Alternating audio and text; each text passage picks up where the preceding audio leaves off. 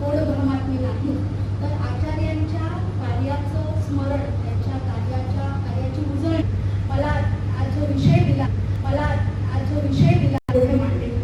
आपणा सर्वांना जेणेकरून तिच्या ब्रह्मवृंदाला त्यांच्या कार्याची उजळणी आणि आजच्या संदर्भात त्याचं काय महत्त्व आहे हे समजावून घेण्यासाठी आणि त्या दृष्टीनं एक विचारमंथन आपल्याला करता यावं, ही संधी मिळवण्यासाठी आपण इथे जमलेलो आहोत. त्यामुळे ज्या व्यक्तीच्या कार्याचं चिंतन आज आपल्याला करायचंय, त्या व्यक्तीच्या स्मरणाने आणि त्यांनी कुठल्या प्रकारचं कार्य केलं त्याच्या उल्लेखानं आपण या व्याख्यानाची सुरुवात करूया. आपण सर्वजण माझ्यापेक्षा अनुभवानं, वयानं, सर्वार्थानं मोठे आहात, त्यामुळे माझं हे जे चिंतन आहे ते आपण प्रेमानं गोड मानून घ्याल अशी अपेक्षा, प्रार्थना करून मी माझ्या वक्तव्याला सुरुवात करते. शंकरं शंकराचार्य केशवं बादरायणं सूत्रभाष्यकृतौ वंदे भगवन्तौ पुनः पुनः. ज्यांनी सूत्र लिहिली आणि त्या ब्रह्मसूत्रांवरती शांकर भाष्य लिहिलं आणि अनेक प्रकारचे स्फुट ग्रंथ, प्रकरण ग्रंथ लिहिली, अशा आचार्यांना पुन्हा पुन्हा वंदन करून आपण या चिंतनाची सुरुवात करूया. मला आज जो विषय दिला आहे तो विषय असा आहे की श्रीमद्भगवत शंकराचार्य कार्य, विचार आणि आजच्या संदर्भात त्या कार्याची मला चिंतन करायचं आहे. या विषयाचा विचार करत असताना मला असं वाटलं की या जयंतीच्या निमित्तानं त्यांचं जे जीवन आहे त्याची उजळणी अनेकदा होते, परंतु आजच्या संदर्भात त्यांचं कार्य किती उपयुक्त आहे आणि त्याचा कुठल्या पद्धतीनं आपला संदर्भ लावता येईल तो विचार होणं जास्त महत्त्वाचं आहे. त्यामुळं माझ्या चिंतनाची विभागणी मी 3 भागात करणार आहे. थोडक्यात सुरुवातीला मी त्यांचं जीवनवृत्त आपल्या सर्वांपुढे सांगेन, त्यानंतर त्यांनी केलेलं कार्य जे आहे ते 3 भागात मी सांगेन आणि सरतेशेवटी आजच्या संदर्भात आपण शंकराचार्यांचे विचार कुठल्या संदर्भात आणि कुठल्या उपयोगितेच्या दृष्टीनं बघू शकतो तो चिंतनाचा भाग, तो विश्लेषणाचा भाग मी सर्वात शेवटी आपल्या पुढे मांडेन. आपणा सर्वांना ज्ञात आहे की वैशाख शुद्ध पंचमी या दिवशी शंकराचार्यांचा अवतार झाला. मोठी माणसं जन्माला येत नसतात तर त्यांचा अवतार होत असतो, तो प्रकट होत असतो आणि श्रीमद आद्य शंकराचार्य हे शंकराचा अंश अवतार, कारक अवतार म्हणून ओळखले जातात. त्यामुळे त्यांचं प्रकटीकरण झालं, त्यांचा अवतार प्रकट झाला. तो साधारण कधी भारताच्या बाबतीत आपल्याला असं प्रकर्षानं दिसून येईल की मोठी माणसं कधी जन्माला येतात याची पक्की तारीख, पक्की नोंद आपल्याकडे नसते. म्हणजे आपल्या शिवाजी महाराजांच्या उदाहरणावरून हे माहिती असेल की त्यांचा जन्म कधी झाला त्याच्यावरती मतमतांतर. तसंच शंकराचार्यांच्या बाबतीत सुद्धा त्यांचा जन्म नेमका कधी झाला, म्हणजे कुठल्या काळात, कुठल्या कालखंडात झाला याच्याबद्दल अनेक मतमतांतर आहेत. परंतु तरी सुद्धा आजपासून 2535 वर्षांपूर्वी त्यांचा जन्म झाला आणि तेव्हापासून म्हणजे साधारण 2535 वर्षांपूर्वी जन्मलेल्या व्यक्तीच्या कार्याचं चिंतन आज आपण करतोय. यातच त्यांच्या कार्याचं महत्त्व सांगवलेलं आहे. म्हणजे 2000 वर्षांनी या माणसाची कीर्ती राहते आणि आजच्या कलियुगात इतकी प्रलोभनं असताना सुद्धा आपण त्यांच्या कार्याचं चिंतन करायला एकत्र जमतोय. मला वाटतं हीच एक मोठी गोष्ट आहे आणि हे आपण लक्षात घ्यायला पाहिजे. त्यामुळे इसवी सन पूर्व 48 म्हणजे 2535 वर्षांपूर्वी शंकराचार्यांचा कालखंड अनेक अभ्यासकांनी निश्चित केलेला आहे आणि अर्थातच मी म्हणाले तसं अनेक संदर्भ, अनेक मतं याबाबत उपलब्ध आहेत आणि बहुतेक अभ्यासक हे मॅक्स मुलर किंवा कीथ यासारख्या ब्रिटिश अभ्यासकांचं मत हे याबाबत ग्राह्य मानतात. परंतु तरीही एकूणच सगळ्या मतांचा धांडोळा घेतला तर इसवी सन पूर्व 48 हा कालखंड शंकराचार्यांच्या जन्माच्या बाबतीत आपल्याला सांगता येतो. तर केरळमधल्या पेरियार या नदीच्या, पूर्णा नदीच्या काठावरती कालटी या गावामध्ये शंकराचार्यांचा जन्म झाला. या कालटी या गावाचं सुद्धा एक वैशिष्ट्य आहे. हे गाव अग्रहार या वर्गवारीमध्ये मोडतं. अग्रहार म्हणजे काय, तर ज्या गावामधला ब्राह्मण वृंद हा कमीत कमी घनपाठी असतो, दशग्रंथी असतो, असं गाव राजा ब्राह्मण वृंदाला भेट म्हणून देत असे. राजा सुधर्वा हा त्या काळी होता केरळचा राजा आणि त्या राजानं हे अग्रहार गाव, कालटी नावाचं गाव तिथल्या नंबूद्री ब्राह्मण कुटुंबाला आणि त्या एकूणच कम्युनिटी ज्याला आपण म्हणू शकतो त्यांना भेट म्हणून दिलं, जेणेकरून तिथल्या ब्रह्मवृंदाला त्यांच्या धर्माची, त्यांची साधना, त्यांची उपासना निर्विघ्नपणे करता यावी या दृष्टीनं हे गाव देण्यात आलं आणि त्या गावाच्या नंबूद्री ब्राह्मण कुटुंबामध्ये माता विशिष्टा देवी आर्यांबा आणि शिवगुरु यांच्या पोटी आचार्यांचा जन्म झाला.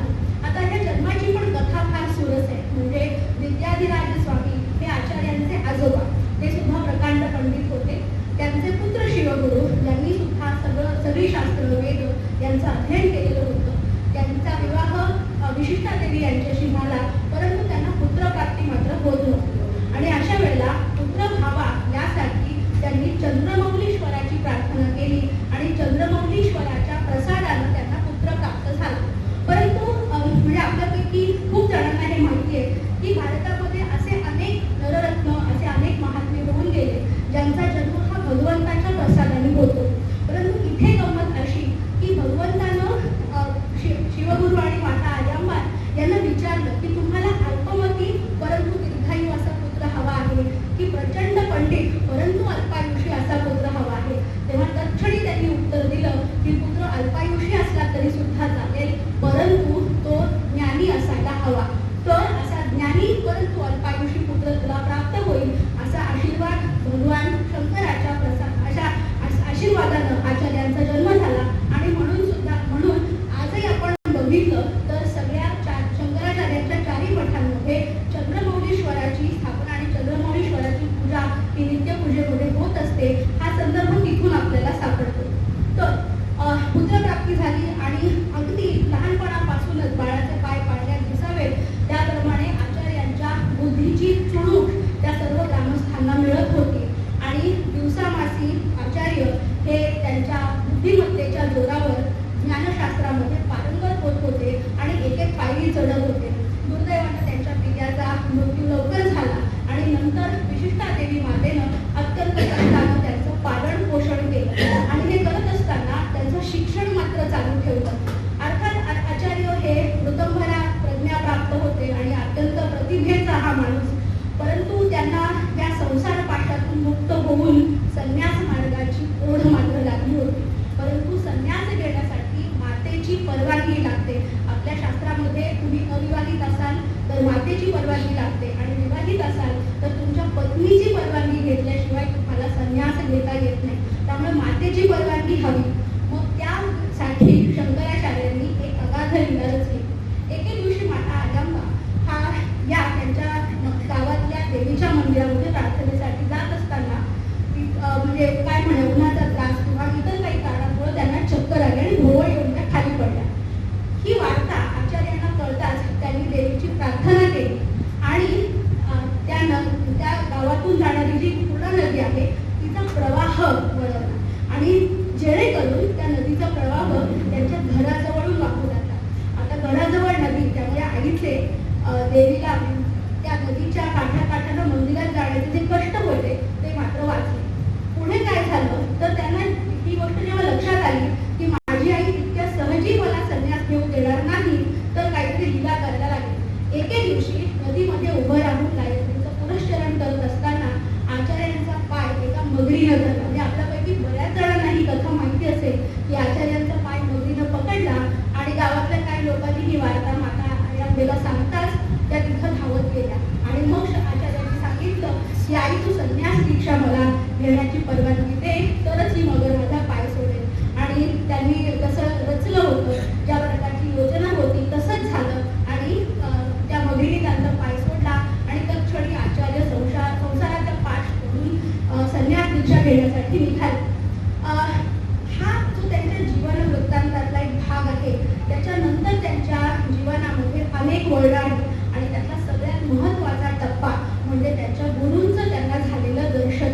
नर्मदेच्या तीरावर ओंकारेश्वर इथं गौडपादाचार्यांचे जे शिष्य होते भगवतपाद त्यांची भेट झाली आणि त्यांनी गुरुदक्षिणा किंवा गुरुची जी दीक्षा असते ती घेण्याची त्यांना विनंती केली. परंतु गुरुंनी शिष्याची आधी परीक्षा घ्यायचं ठरवलं आणि त्यांना काही प्रश्न विचारले. तेव्हा जीव ब्रह्मैव नापरः असं एक उत्तर देऊन कोहम सोहम अशा प्रकारचे अनेक संवाद त्यांचे झाले आणि त्यानंतर हा साधारण शिष्य नसून हा अत्यंत प्राचीन अशा प्रकारचा शिष्य आहे असं लक्षात आल्यानंतर त्यांना त्या संन्यास मार्गाची दीक्षा आणि गुरुकडून त्यांना ज्ञानाची उपस्थित झाली आणि चिदानंद रूपो शिवोहम शिवोहम असा जो जयघोष आहे आचार्यांनी तो भारतभर पसरला. या जीवन वृत्तांतानंतर त्यांच्या जीवनामध्ये ज्ञानाचं जे स्फुल्लिंग चेतलं. त्यानंतर त्यांनी भारत भ्रमण केलं. आचार्यांनी त्यांच्या जीवनकालामध्ये एकूण 2 वेळेस पूर्ण भारताचं भ्रमण केलं. पहिल्यांदा ते एकट्याने पूर्ण भारतात फिरले आणि त्यानंतर जसं त्यांचा शिष्य परिवार वाढत गेला त्यानंतर त्यांच्या शिष्यांसकट त्यांनी भारताची परिक्रमा केली. त्यामुळे अल्पायुष्यामध्ये किती आयुष्य असावं, केवळ 32 वर्षांच्या आयुष्यात त्यांनी 2 वेळा संपूर्ण भारताचं भ्रमण केलेलं आहे. आणि आचार्यांची जी परंपरा आहे ती परंपरा सुद्धा अत्यंत थोर आहे. त्या परंपरेमध्ये पिता पुत्र परंपरा आणि गुरु शिष्य परंपरा याचा संगम झालेला आपल्याला दिसतो. की जी आचार्यांची परंपरा आहे ती केवळ अद्वैत तत्वज्ञानाचा पुरस्कार करते. तिची सुरुवात भगवान विष्णूंपासून होते. विष्णू, ब्रह्मा, त्यानंतर ब्रह्मदेवाचे जे पुत्र आहेत शक्ती, पराशर, व्यासमुनी, त्यानंतर शुकाचार्य आणि मग शुकाचार्यांनी गौडपादाचार्यांना दीक्षा दिली आणि गौडपादाचार्यांचे शिष्य भगवत्पाद आणि त्यानंतर पुन्हा आचार्य अशी ती पितापुत्र आणि गुरु शिष्य परंपरा असल्याचं आपल्याला दिसून येतं. म्हणजे आपल्याला साधारणपणे असं लक्षात येईल की या परंपरेतच त्यांच्या तत्वज्ञानाची थोरवी आहे. साक्षात परमेश्वरापासून पुढे आलेलं हे तत्वज्ञान आहे. आणि हे असं म्हटलं तर वावगं ठरणार नाही की महाराष्ट्रामध्ये जे संत होऊन गेले, संत ज्ञानेश्वर, नामदेव, एकनाथ, समर्थ रामदास या सगळ्यांच्या कार्यावरती आचार्यांच्या कार्याचा खूप मोठा प्रभाव पडलेला दिसून येतो. त्यामुळे या परंपरेला वंदन करून आणि त्या परंपरेला वंदन केल्याशिवाय या चिंतनाची सार्थकता होणार. त्यामुळं आचार्यांनी जो मार्ग पत्करला आणि केवळ अद्वैत तत्वज्ञानाचा पुरस्कार करण्याचं व्रत आणि त्या अथक परिश्रमाने त्यांनी आयुष्यभर सांभाळलं. मी उल्लेख केला त्याप्रमाणे आचार्यांनी संन्यासाची दीक्षा घेतली. त्यानंतर भारतभर भ्रमण केलं आणि आचार्यांच्या कार्याची महती अशी की अद्वैत तत्वज्ञानाचा नुसता पुरस्कार नाही तर अद्वैत तत्वज्ञान हे जी काही मतमतांतर तेव्हा भारतामध्ये होत होती त्यांचं खंडन मंडन करून अद्वैत तत्वज्ञान सिद्ध करण्याचं, ते पुन्हा पुन्हा अधोरेखित करण्याचं काम सुद्धा आचार्यांनी केलेलं आहे. म्हणजे त्यांच्या जीवनामध्ये प्रसंग नेहमी सांगितला जातो की आचार्य जेव्हा वादविवाद करत संपूर्ण भारतात फिरत होते तेव्हा त्यांची गाठ ही मंडन मिश्रांशी लागली. आणि मंडन मिश्र हे तेव्हाचे पूर्वमीमांसा, उत्तरमीमांसा इत्यादींचा अभ्यास करणारे प्रकांड पंडित आणि त्यांच्याशी तोवर तरी कोणी वादविवादामध्ये जिंकलेलं नव्हतं. आणि त्यामुळे आचार्यांनी ते आव्हान स्वीकारलं आणि अद्वैत तत्वज्ञान हे मंडन मिश्रांच्या गळी उतरवण्याचं मोठं जे आपण आव्हान म्हणू ते त्यांनी स्वीकारलं. मंडन मिश्रांच्या घरी पोचायचं कसं तर ज्या विद्वानाच्या घरचे शुभ म्हणजे पोपट सुद्धा प्रमाण परत प्रमाण अशी प्रमाणं देतात त्या व्यक्तीचं, त्या विद्वानाचं घर म्हणजे आचार्य मंडन मिश्रांचं घर. या मंडन मिश्रांच्या घरी वादविवादाला बसल्यानंतर सुरुवातीला त्यांच्यात बरीच शाब्दिक खडाजंगी झाली. त्यानंतर शास्त्रार्थ झाला आणि मग असं दिसू लागलं की मंडन मिश्र हा वादविवाद हरणार आहे आणि आचार्यांच्याच विधानांची सरशी यात होणार आहे. तेव्हा या वादविवादामध्ये न्यायाधीश म्हणून मंडन मिश्रांची जी पत्नी होती उदयभारती ती न्यायाधीशाचं काम पाहत होती आणि तिने तेव्हा एक वाक्य उच्चारलं की आपण जर वेदांत तत्वज्ञान मानत असाल तर मी मंडन मिश्रांची अर्धांगिनी आहे. त्यामुळे तुम्ही मंडन मिश्रांना हरवलं तरी ती तुमची अर्धाच विजय असेल. कारण न्यायाधीश म्हणून मी बसलेली असले तरी मी त्यांची अर्धांगिनी आहे. जोवर तुम्ही माझ्या प्रश्नांची उत्तरं देत नाही तोपर्यंत तुम्ही हा वादविवाद जिंकला असं होणार नाही. आणि मग त्यांनी सुद्धा त्यांना काही प्रश्न विचारले आणि एका संन्याशाला, एका यतीला त्या विदुषीनं कामशास्त्रावरती प्रश्न विचारले. कुठल्याच पद्धतीने कुठल्याच प्रकारे या वादविवादात हार न मानणारे आचार्य काही क्षण शांत बसले आणि उभय भारतीला माता या संबोधनाने त्यांनी सांगितलं की माते मला काही वेळ दे, तुझ्या प्रश्नांची उत्तरं द्यायला मी काही दिवसांनी सिद्ध होईल. आणि त्यावेळेला त्या सगळ्या वादविवादांचा विचार करता त्यांच्या एक लक्षात आलं की इथूनच जवळ अवधूत नावाचा राजा मृत पावलेला आहे. त्या राजाच्या शरीरामध्ये त्यांनी प्रवेश केला आणि तिथून त्यांनी कामशास्त्राचं ज्ञान मिळवलं. पुन्हा एकदा मंडन मिश्रांच्या घरी जाऊन वादविवाद केला आणि उभय भारतीच्या सुद्धा सगळ्या प्रश्नांची उत्तरं दिली. आणि त्यानंतर मंडन मिश्रांनी आचार्यांचं शिष्यत्व पत्करलं, तेच सुरेश्वराचार्य. म्हणजे अशा पद्धतीनं एखादा वादविवाद आणि आपल्या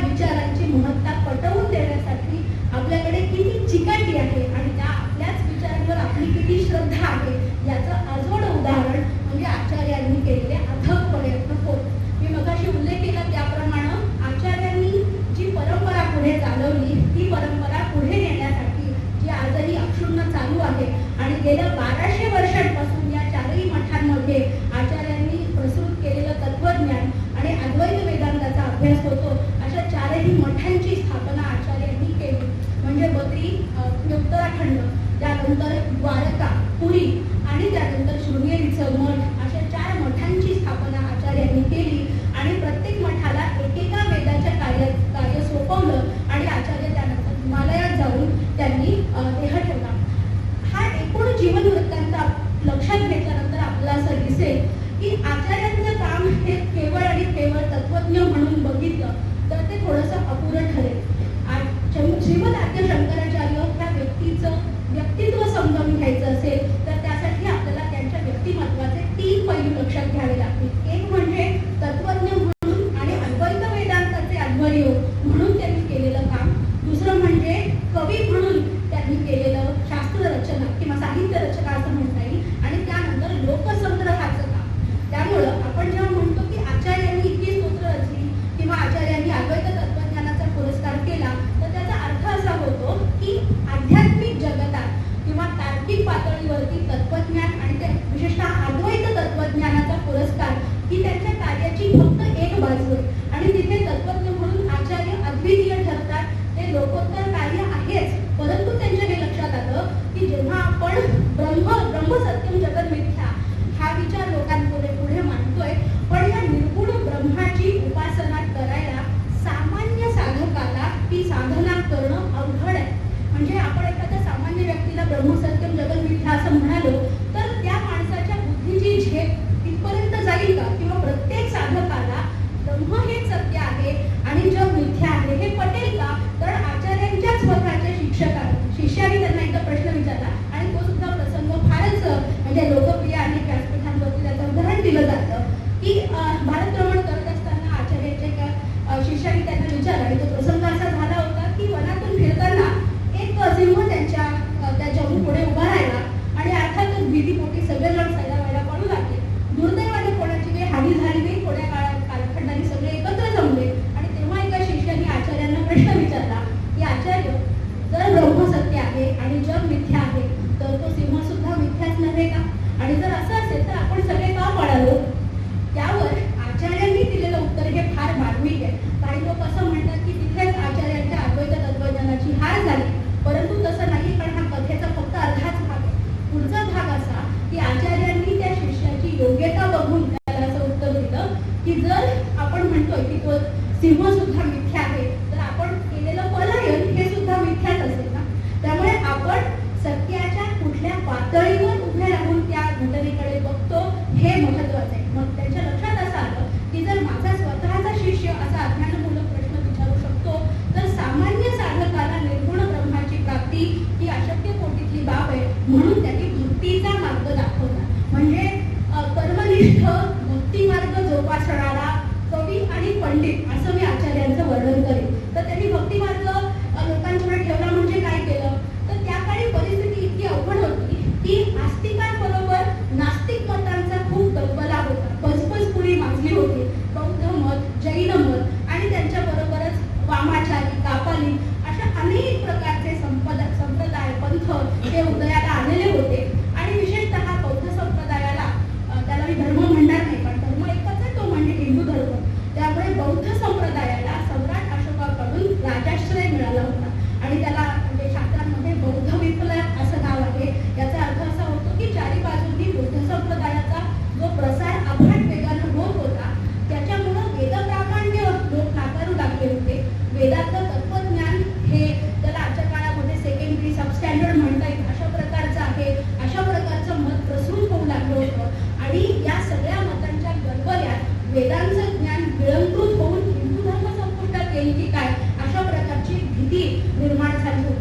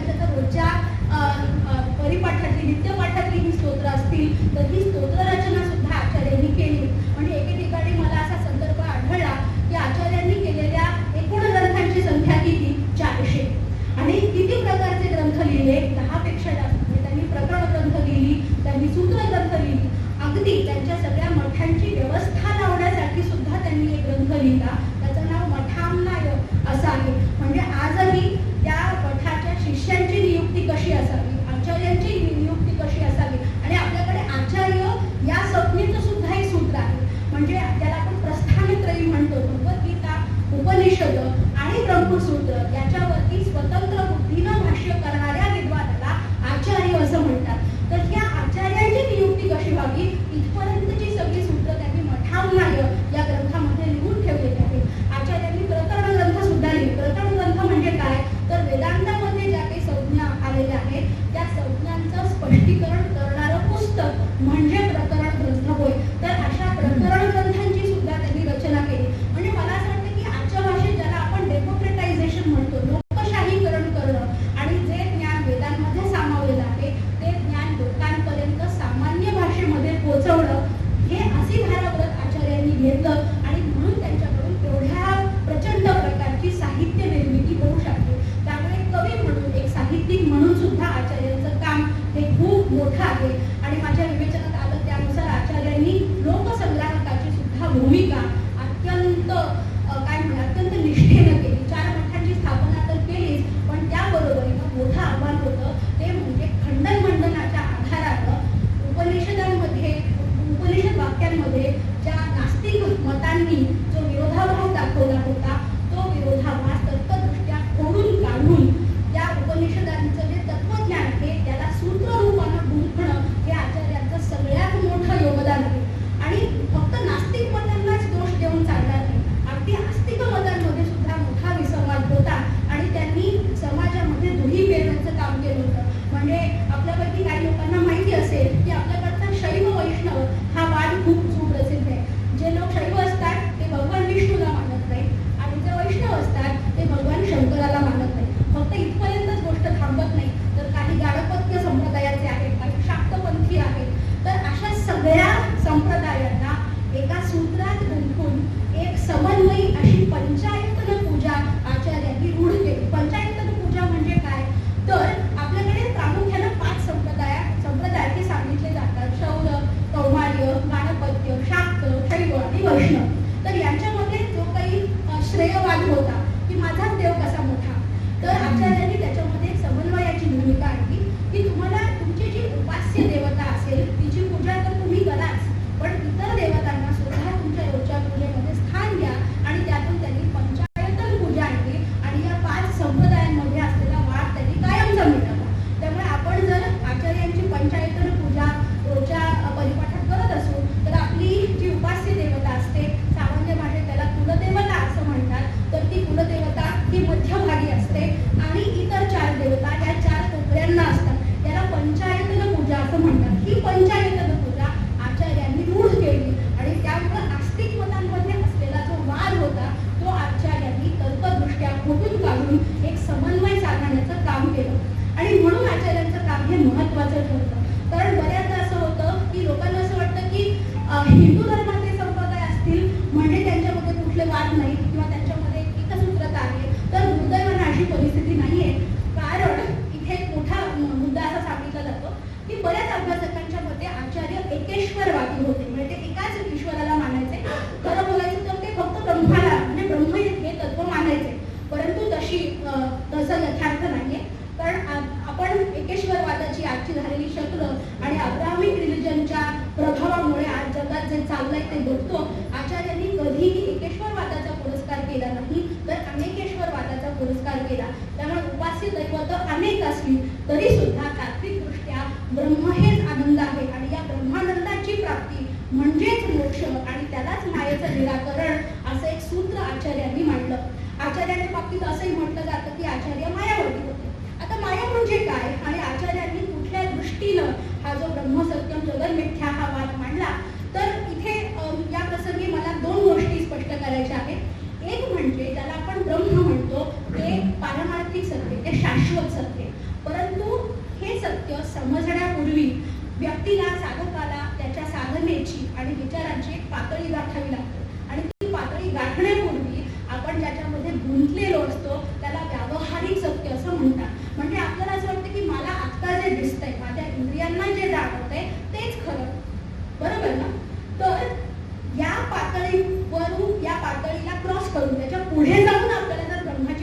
करायची असेल आणि पारमार्थिक सत्य जे ब्रह्म आहे आणि जेच केवळ आनंद आहे तो मिळवायचा असेल तर आपल्याला भक्ती मार्ग, ज्ञान मार्ग, कर्म मार्ग असे अनेक मार्ग आपल्या शास्त्रांनी सांगून ठेवलेले आहेत. प्रत्येकाला एकच मार्ग जमेल असं नाही.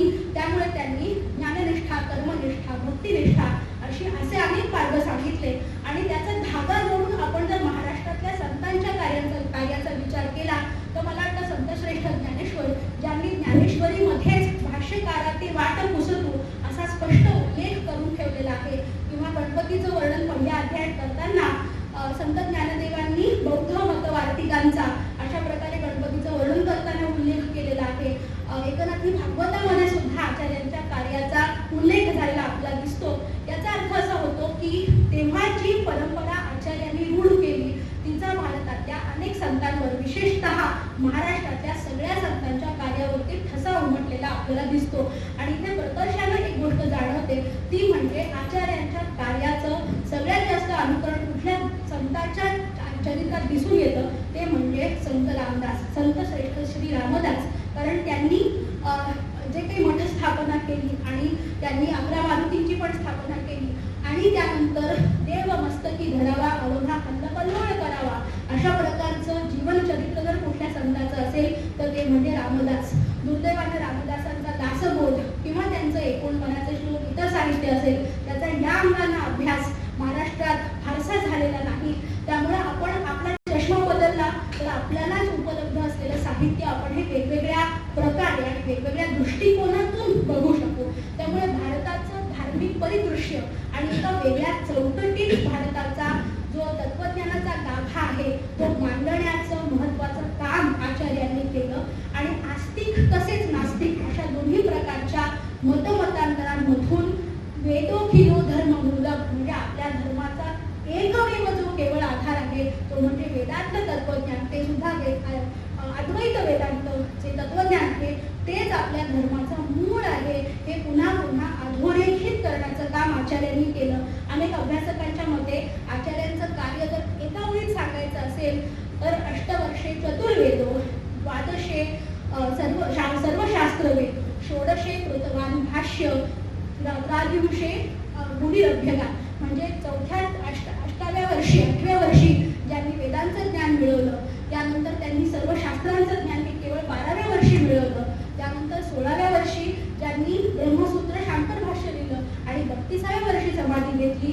अशा 4 फक्त काय म्हणूया पदांमध्ये आचार्यांच्या संपूर्ण कार्याचं समालोचन आपल्याला करता येईल. म्हणजे मी ज्या म्हणाले की लोकसंग्राहक म्हणून, कवी म्हणून आणि त्यानंतर तत्वज्ञ पंडित या अर्थानं शंकराचार्यांच्या कार्याकडे आपल्याला बघावं लागतं आणि तरच त्यांच्या कार्याचा अर्थ म्हणजे आता तो पूर्णपणे कळेल असा माझा दावा नाही, परंतु कमीत कमी त्यांच्या कार्याची तोंड ओळख या 3 त्यांच्या कर्तृत्वाच्या आयामांमधून आपल्याला दिसून येते.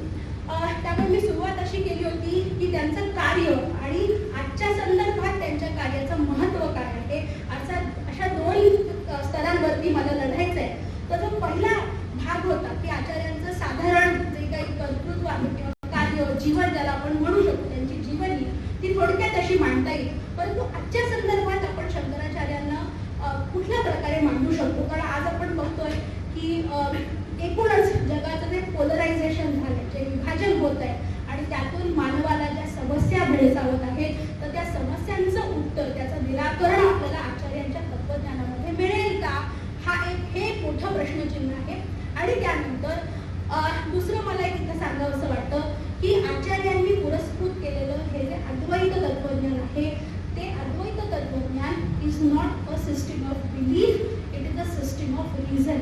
ते तर्काचं शास्त्र आणि तर्काच्याच आधारानं अद्वैत तत्वज्ञानाची मांडणी आचार्यांनी केली. त्यामुळे फक्त विश्वास आहे आणि मला माझ्या धर्मावरती विश्वास आहे म्हणून मी तो इतरांवरती लादावा अशा प्रकारचं तर्कदुष्टता आचार्यांच्या विचारात कार्यात दिसून येत नाही.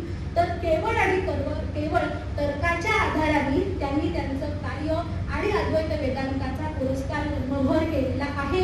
आणि त्यासाठी त्यांनी फक्त एकच मार्ग न निवडता किंवा अत्यंत काय म्हणूया किचकट क्लिष्ट भाषेमध्ये तत्वज्ञान न मांडता ते सामान्य माणसाला किती सहज समजेल असाच प्रयत्न त्यांनी केलेला आहे. आणि हे करत असताना की जितका माणूस ज्ञानी होतो तितका तो तर्ककठोर होत जातो, परंतु आचार्यांचं जे मन आहे ते कवी मन आहे, ते कोमल मन आहे. त्यामुळं आपण जर देवी अपराध क्षमापण स्तोत्र बघितलं तर कुठल्याही सहृदय माणसाच्या डोळ्यात पाणी आल्याशिवाय राहत नाही. म्हणजे अशा कोमल मनाचा भावकवी जेव्हा तत्वज्ञ होतो आणि असाच माणूस जेव्हा लोकसंग्रहाचं कार्य करतो तेव्हा त्याचं ज्ञान आणि त्याच्यातलं नेतृत्व हे केवळ व्यावहारिक आध्यात्मिक पातळीवर राहत नाही, तर ते करुणाशील नेतृत्व होतं. म्हणजे आपल्या रोजच्या जीवनातल्या व्यावहारिक दुःखांना सुद्धा आचार्यांनी स्पर्श केला. एक छोटं उदाहरण सांगते. आचार्यांनी भिक्षाव्रत आचरलं होतं. भिक्षाव्रत आणि ते किती कठीण पातळीवरचं असतं आपल्या सगळ्यांना साधारण माहिती असेल की 5 घरी फक्त भिक्षा मागायची आणि आज ज्या 5 घरी तुम्ही गेलात तिथे पूजा जायचं नाही. तर अशा प्रकारचं ते कठीण व्रत त्यांचं होतं. आणि एके दिवशी एका घराच्या अंगणात आचार्य भिक्षामदेही म्हणून उभे राहिले आणि त्या घरातली स्त्री बाहेर आली आणि तिच्या चेहऱ्यावरचे एकूण भाव बघून त्यांच्या लक्षात आलं की या घरात मिळण्यासारखं काही नाही. ती स्त्री अत्यंत उद्वेगानं म्हणाली की आचार्य, आणि त्यांचं एकूण तेजस्वी त्यांचं व्यक्तिमत्व बघून तिला खूप वाईट वाटलं की या व्यक्तीला देण्यासारखं माझ्याकडे काही नाही. तेव्हा ती म्हणाली की घरातून मी काही आणू शकत नाही, पण माझ्या अंगणात जे आवळ्याचं झाड आहे त्यातले काही आवळे मी तुम्हाला फक्त देऊ शकते. त्या घरचं दारिद्र्य, परंतु तरीही ती कोमल मनाची स्त्री, हे चित्र आचार्यांच्या मनात खूप वेळ रुंजी घालत होतं आणि त्यांना हे वाईट वाटलं की आपण एकीकडे तत्वज्ञानाच्या गोष्टी करतो परंतु व्यावहारिक जगातलं दारिद्र्य आणि लोकांचं रोजचं दैनंदिन वास्तव हे आपण बदलू शकत नाही. आणि मग त्यांनी माता लक्ष्मीची प्रार्थना केली, कनकधारा स्तोत्र त्यांनी म्हटलं आणि त्यानंतर त्या घराच्या अंगणात सोन्याच्या आवळ्यांचा पाऊस पडला आणि त्या घराचं दारिद्र्य कायमचं मिळतं. हे आचार्य म्हणजे त्यांना कुठल्या बाजूनी, म्हणजे त्या व्यक्तीचं व्यक्तिमत्व आपण चिमटीत पकडूच शकत नाही, त्या व्यक्तीच्या कार्याचा आवाका आपल्या सामान्य बुद्धीला येऊच शकत नाही. त्यामुळे जो माणूस तर्ककठोर होऊन बौद्धांचा शून्यवाद नाकारतो, जो माणूस 32 वर्षांच्या आयुष्यामध्ये पूर्ण भारताची परिक्रमा 2 वेळेला करतो, जो माणूस 1200 वर्षांपासूनची चालत आलेली अक्षुण्ण परंपरा निर्माण करतो,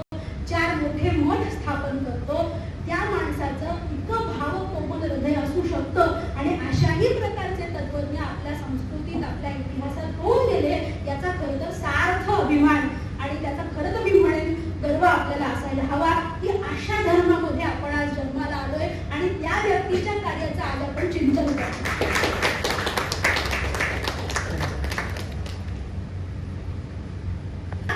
जी काही धर्माला ग्लानी आली होती ती ग्लानी दूर करायला आणि एक विवेकाची पडती किंवा विवेकाचा जागर करायला आचार्यांचं अवतार कार्य झालं हे आपल्याला निश्चितपणे म्हणता येईल. त्यामुळे श्रीकृष्णांनी गीतेमध्ये जे म्हटलंय यदा यदा हि धर्मस्य ग्लानिर्भवति भारत, तर प्रत्येक वेळी तलवार किंवा धनुष्य हातात घेऊन परमेश्वरच अवतार घेईल असं नाही, तर परमेश्वराचे अवतार अनेक स्वरूपात असू शकतात. तर आपला हा जो सहिष्णू आणि जयिष्णू वर्धिष्णू अशा स्वरूपाचा हिंदू धर्म आहे, त्या हिंदू धर्माची पुनर्स्थापना करून त्यासाठी लागणारी धर्मसुधारणा करण्याचं अवतार कार्य आचार्यांनी केलं आणि म्हणूनच आज आपण इथे बसून हिंदू धर्माबद्दल बोलू शकतोय. कारण अनेक अभ्यासकांच्या मते जर त्या काळी आचार्य झाले नसते तर आज आपण हिंदू म्हणून या पृथ्वीच्या भूभागावरती नांदू शकलो नसतो. कारण तेव्हाच अशी परिस्थिती निर्माण झाली होती की नास्तिक मतांच्या अफाट वेगामुळं हिंदू धर्म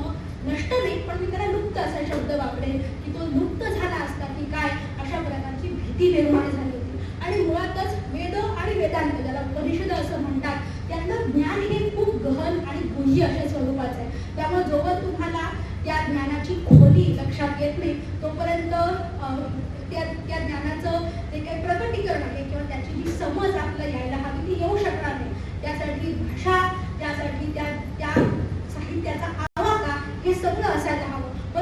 परंतु हे सामान्य माणसापर्यंत कसं न्यायचं, तर त्यासाठी सोप्या भाषेमध्ये त्यांनी त्या प्रस्थानत्रयीवरती भाष्य केलं आणि त्या प्रस्थानत्रयीवरच्या भाष्याचाच आवाका इतका मोठा आहे. म्हणजे ब्रह्मसूत्रांची संख्या किती? 555. गीतेचे अध्याय किती? 18. आणि वेदांत ज्याला उपनिषद म्हणतात ती मुख्य उपनिषद 10 आणि इतर उपनिषद 4 अशा 14 उपनिषदांवरती स्वतंत्र बुद्धीनं भाष्य आचार्यांनी केलंय. म्हणून भाष्यकार अशी उपाधी मिळाली. अनेक लोक म्हणजे मला हे सांगताना आनंद होतोय की आचार्यांचं जे चरित्र आहे ते त्या काळी संस्कृतात लिहिलेली चरित्र सगळीच्या सगळी आज उपलब्ध नसली तरी सुद्धा लोकमार्गी आचार्य अशा नावाचं एक पुस्तक आपल्या ठाण्याच्या श्रीधर कुलकर्णी यांनी लिहिलं आणि 1992 साली ते पुस्तक प्रसिद्ध झालं. मी खूप शोध घेतला पण ते पुस्तक आउट ऑफ प्रिंट आहे. पण शंकर दिग्विजय नावाचा विद्यारण्य स्वामींनी लिहिलेला जो ग्रंथ आहे तो आज आचार्यांची जीवनी समजून घेण्यासाठी प्रमाण ग्रंथ म्हणून मानला जातो आणि त्यांच्या जीवनातले सगळे संदर्भ हे त्या ग्रंथातून आज आपल्याला मिळतात.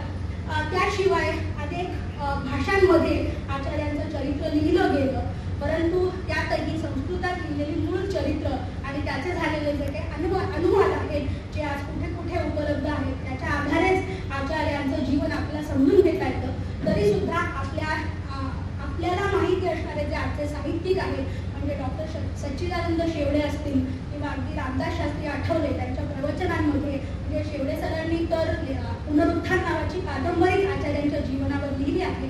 श्री राजीव पटेल यांची पण कादंबरी फार सुंदर आहे आणि त्याशिवाय यूट्यूबवरती पण आचार्यांवरती अनेक व्याख्यानं म्हणजे डॉक्टर गौरी वाहनकर असतील किंवा शंकर अभ्यंकर असतील त्यांची आचार्यांच्या जीवनावरची व्याख्यानं फार सुंदर आहेत. ह्या सगळ्या संदर्भांचा धांगोळा घेतल्यानंतर जेव्हा मी मूळ प्रश्नाला भिडले की आजच्या काळामध्ये आचार्यांचं तत्वज्ञान किंवा आचार्यांचं कार्य आपल्याला जोडता येत आहे का, कनेक्टिंग द डॉट्स, हा प्रयत्न करत असताना मला असं लक्षात आलं की आजचं जे जग आहे ते नरेटिव्हनी भारून टाकलेलं जग आहे. म्हणजे आपण जेव्हा विचार करतो आणि आपल्या रोजच्या सांसारिक ज्या काही प्रक्रिया क्रिया असतील त्याच्या पलीकडे जाऊन थोडासा समाजाचा विचार करतो तेव्हा समाजाचं वैचारिकदृष्ट्या धार्मिकदृष्ट्या फार मोठं विभाजन झालेलं. म्हणजे साधी गोष्ट सांगायची तर मागच्या आठवड्यापासून महाराष्ट्रामध्ये एक चर्चा खूप जोर धरतीये ती म्हणजे वारकरी संप्रदाय हा मूळ वैदिक संप्रदायाचा भाग आहे का आणि वैदिक जो काही आपला धर्म हिंदू धर्म आहे त्याचा आणि वारकरी संप्रदायाचा काय संबंध. त्यानंतर मला असंही एका विद्वानाने केलेलं वाक्य दिसलं की आध्यात्मिक जगतात आचार्यांनी अद्वैताचा पुरस्कार केला परंतु हे इतकं सगळं कार्य केल्यानंतर सुद्धा चातुर्वर्ण व्यवस्था आचार्यांना संपवता आली नाही. त्यामुळे सामाजिक विषमता हा प्रश्न आचार्यांनी हाताळला नाही असं स्पष्ट वाक्य मराठी विश्वकोशामध्ये त्यांच्यावरची जी नोंद आहे त्या नोंदीच्या शेवटाला दिलेलं आहे. म्हणजे अगदी पानवर कौतुक केल्यानंतर त्याला आपण ज्ञानबाची मेघ म्हणतो तशी मेघ मारून ठेवली की आध्यात्मिक जगात एवढं काम केलं तरी सुद्धा म्हणजे तो तरी किंतु परंतु की तरी सुद्धा त्या काळी असणारी म्हणजे अर्थात हे सुद्धा वाक्य खूप अज्ञानमूलक आहे की असं असून सुद्धा सामाजिक विषमता कमी झाली किंवा ती नष्ट झाली नाही तर मग पुढे वेदांत तत्वज्ञानाचं फलित काय, अशा प्रकारचा एक प्रश्न उपस्थित केला गेला.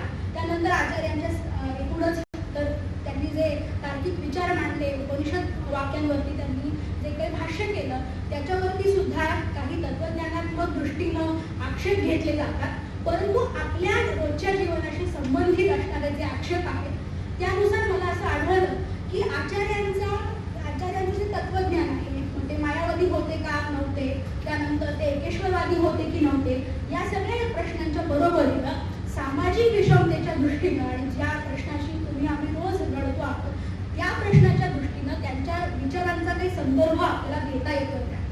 तर साधारणपणे जेव्हा आपण समाजातल्या विषमतेचा विचार करतो तेव्हा कुठल्या प्रकारचा विचार प्रकर्षाने पुढे येतो तर तो म्हणजे मार्क्सवादाचा विचार. आणि ही मांडणी करण्याची अकॅडमिक पद्धत आहे ज्याला आपण म्हणजे जी रूढ झालेली पद्धत आहे त्यानुसार उजवा विचार डावा विचार मध्ये मार्क्सवादाने काय म्हटलंय अशा प्रकारची साधारण मांडणी केली जाते. तर इथे सुरुवातीला हे नमूद करावं लागेल की आचार्य चातुर्वर्ण्य मानत होते आणि आता ही पुढची सगळी जी विधान आहे ती मी अत्यंत जबाबदारीनं करणार आहे. तर आचार्यांनी वेदप्रामाण्य मानलं, वेदांचा शब्द प्रामाण्य हा त्यांच्यासाठी अंतिम शब्द होता आणि ते चातुर्वर्ण्यवादी होते. म्हणजे श्रीकृष्णांनीच म्हटलंय गीतेमध्ये की चातुर्वर्ण्य मया दृष्ट्यम गुणकर्म विभागशः, म्हणजे कर्मांची विभागणी ही गुणानुसार झालेली आहे आणि त्याला आपण वर्ण असं म्हणतो. वर्ण म्हणजे आजच्या काळात त्याला रेसिझम म्हणतात तो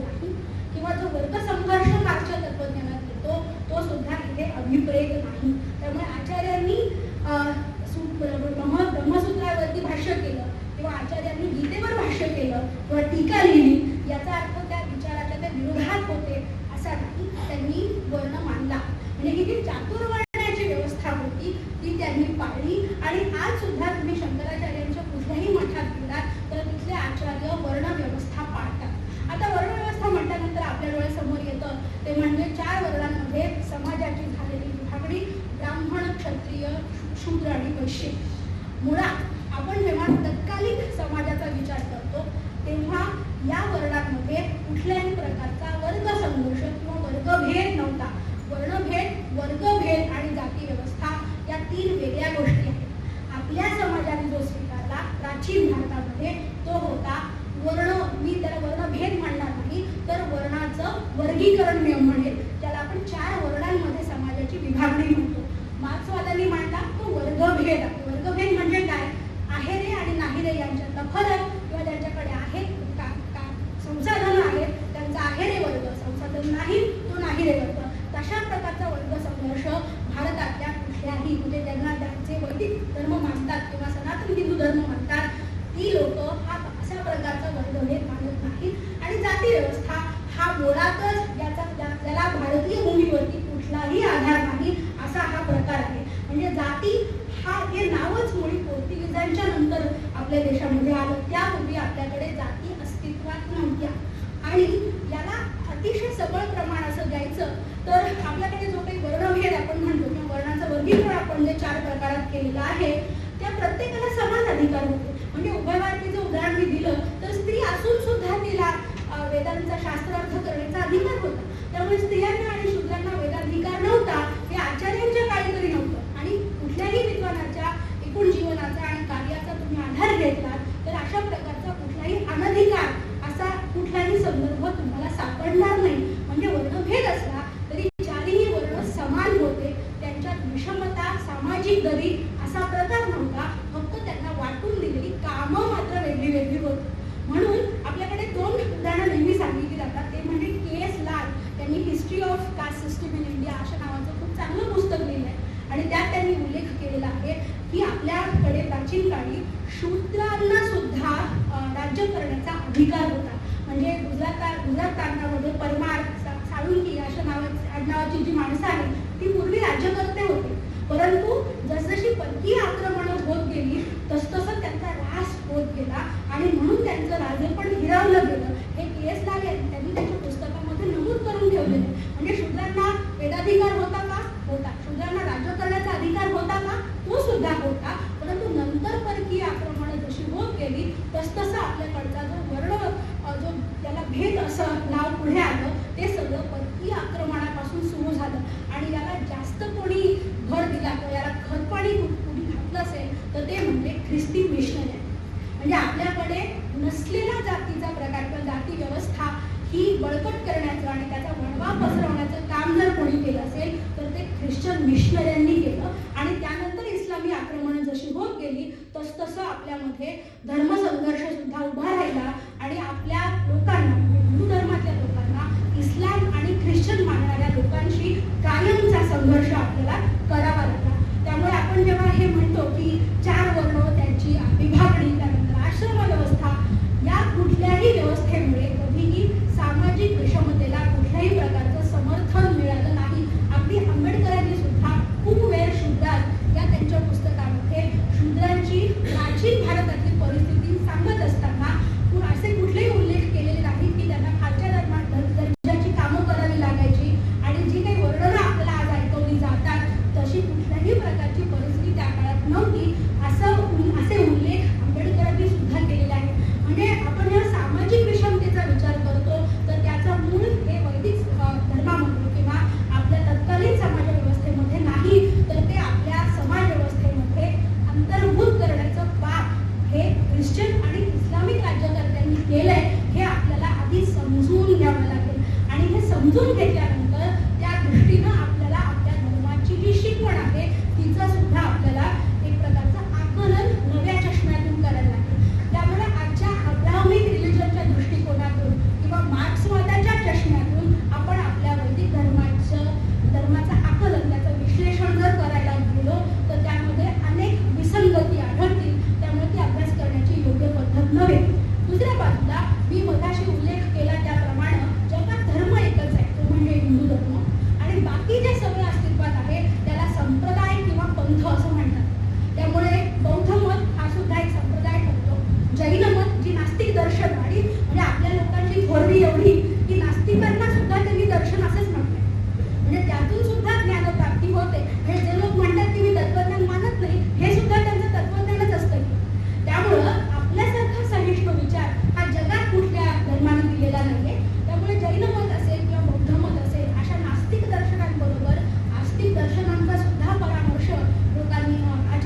घेतलेला आहे.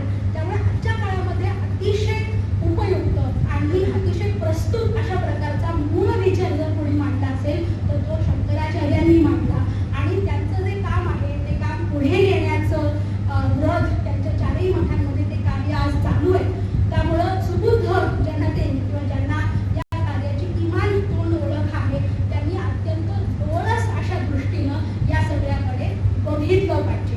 आणि म्हणून असं बऱ्याचदा म्हटलं जातं की आपल्याकडे साहित्य प्रचंड उपलब्ध आहे. म्हणजे अगदी वेदांपासून आज जे काही लिहिलं जात आहे तो एकूण साहित्याचा विचार आणि आवडता लक्षात घेतला तर वेद परंपरेचा पुरस्कार करणारं प्रचंड साहित्य उपलब्ध आहे. परंतु आपल्या समाजाची मानसिक तयारी व्हायला पाहिजे. म्हणजे आपलं करंटेपण असं आहे की आपल्याला जर साधारण विचारलं की 4 वेद रामायण महाभारत याच्या पलीकडे ग्रंथांची नावं सांगा तर ती आपल्या सांगता येतील का ही मोठी शंका आहे. म्हणजे ते धाडस कोणी खरं करू नये. म्हणून हे जे प्रचंड साहित्य आज उपलब्ध आहे आणि विचार करण्यासाठी आणि त्याच्यात मूलभूत कार्य करण्यासाठी संधी सुद्धा उपलब्ध आहे. परंतु एक समाज म्हणून त्यासाठी लागणारी जी दृष्टी आहे ती दृष्टी आपल्याकडे दुर्दैवाने नाही आहे. कारण आपल्याकडे बौद्धिक आळस आहे. म्हणजे मी मगाशी म्हणाले तसं ही सगळी विधानं जाणीवपूर्वक जबाबदारीनं मी करते की आपल्या पिढ्यांनी जर हे काय म्हणूया सतीचं वाण जर जपलं नाही, आपल्या पिढ्यांनी जर याचा सांगोपांग विचार करून पुढच्या पिढ्यांना हे दिलं नाही तर पुन्हा एकदा अशी धर्मग्लानी आल्याशिवाय राहणार नाही आणि शंकराचार्यांना कदाचित पुन्हा जन्म घ्यावा लागेल. ही वैचारिक मरगळ आणि हे जे दाटलेपण आलंय हे जे साचलेपण आहे ते दूर करायला आचार्यांना पुन्हा जन्म पण पुन्हा आपल्या त्या विभूतीला पृथ्वीवर येऊन तेवढा त्रास सहन करून पुन्हा धर्मग्लानी दूर करायला लावायची आहे का की आपल्यालाच ते व्रत पुढे अंगीकारायचं आहे. हे उत्तर आपल्यालाच द्यावं लागणार आहे. त्यामुळं महापुरुषांच्या जयंतीच्या दिवशी त्यांच्या कार्याचं स्मरण करणं मला वाटतं की फक्त फॅशन आहे. म्हणजे आपण ते नेहमीच करतो. म्हणजे फक्त आध्यात्मिक जगातले संत पुरुष नाहीत तर अगदी शिवाजी महाराज असतील किंवा इतर धर्मसुधारक समाजसुधारक असतील त्यांच्या सगळ्या जयंत्यांना आपण एकत्र येतो, कार्याची उजळणी करतो, आजच्या समस्यांचा विचार करतो. परंतु ते स्थान सोडल्यानंतर आपल्या दैनंदिन आयुष्यामध्ये आपण त्यांच्या विचारांचा अंगीकार करतो का आणि आपल्या पुढच्या पिढ्यांना त्यांच्या कार्याचं जी लेगसी आहे जी परंपरा आहे ती त्यांच्यापर्यंत देतो का हा आत्मपरीक्षणाचा इंट्रोस्पेक्शनचा विषय. मला वाटतं तिथपर्यंत जर आपल्या विचारांची झेप गेली तिथपर्यंत आपण पोहोचू शकलो तर आपण जिंकलो. त्यामुळे हिंदू धर्मापुढे आणि हिंदू धर्माचे जे पाईक आहे त्यांच्या पुढे असलेलं हे मोठं आव्हान हे आहे की इथून पुढच्या जगामध्ये अनेक आव्हानं असतील. म्हणजे अगदी आर्टिफिशियल इंटेलिजन्स पासून सगळीच्या सगळी जी आव्हानं आहेत ती जर आपल्याला यशस्वीपणे पार करायची असतील आणि त्याला तोंड देऊन आपल्या धर्माची पताका कायम काय म्हणे अप्रतिहत ती फडकत राहावी असं जर आपल्याला वाटत असेल तर विचारांचं केवळ चिंतन नाही तर त्याचा अंगीकार आणि रोजच्या जीवनात आचरण करणं हे महत्त्वाचं आहे. त्यामुळे हा एक संदेश नवे प्रार्थना करून